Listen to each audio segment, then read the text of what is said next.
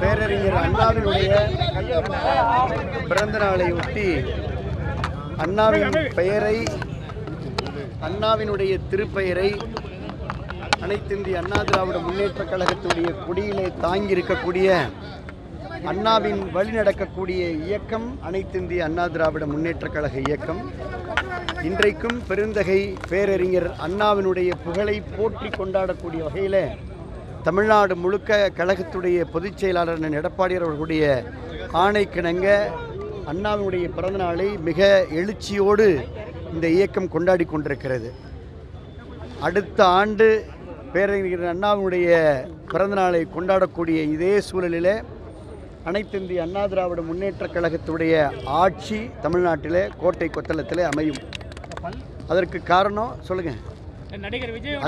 அதற்கு காரணம் இல்லை, மொத்தமாக நான் சொல்லிடுறேன். உங்களுடைய கேள்விக்கு நான் மொத்தமாக சொல்லிடுறேன்.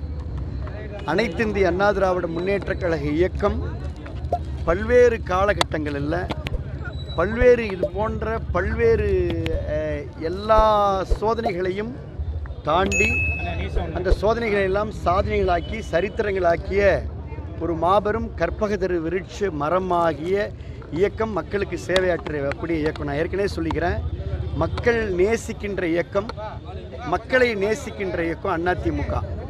கடமை கண்ணியம் கட்டுப்பாடுன்னு பேரறிஞர் அண்ணா சொல்லிக்கிறார். நான் சொல்கிறத நல்லா புரிஞ்சுக்கணும். அந்த கடமை கண்ணியம் கட்டுப்பாடு கொண்ட இயக்கம் அதிமுக இயக்கம். ஆட்சி அமைக்கக்கூடிய வெற்றி பாதையில் இருக்கிறோம். இன்றைக்கு திராவிட முன்னேற்றக் கழகத்துடைய ஆட்சி மீது மக்கள் மிகப்பெரிய வெறுப்போடு அதிருப்தியோடு இருக்கிறார்கள். அதற்கு ஒரே மாற்று அனைத்திந்திய அண்ணா திராவிட முன்னேற்றக் கழகம் தான்.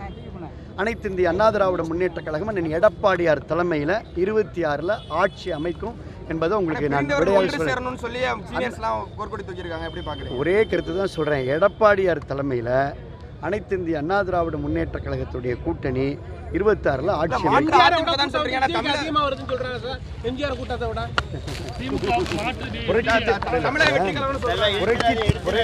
புரட்சி தலைவர் எம்ஜிஆர் என்பவர் ஒரு மகத்தான மாமனிதர். ஆக அருள் கூர்ந்து புரட்சி தலைவர் எம்ஜிஆரோடு வேறு யாரையும் நீங்கள் ஒப்பிட வேண்டாம் என்பதை அண்ணா மாற்றத்தையும் அதே போல